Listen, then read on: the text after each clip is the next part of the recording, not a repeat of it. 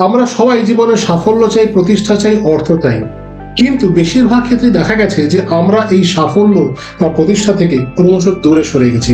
কখনো মনে প্রশ্ন হয়েছে কেন এটা হয়েছে, বা কেন আমরা অন্যদের মতো সাফল্য, প্রতিষ্ঠা, ধন, সম্পত্তি বা সম্পর্ক তৈরি করতে পারছি না? এর কারণটা খুব সোজা। যদি একটু অতীতে ফিরে যান তাহলে দেখবেন আমরা কিন্তু জীবনের বেশিরভাগ ক্ষেত্রেই নাবাচক শব্দের ব্যবহার করেছি, অর্থাৎ নেগেটিভ ওয়ার্ডস।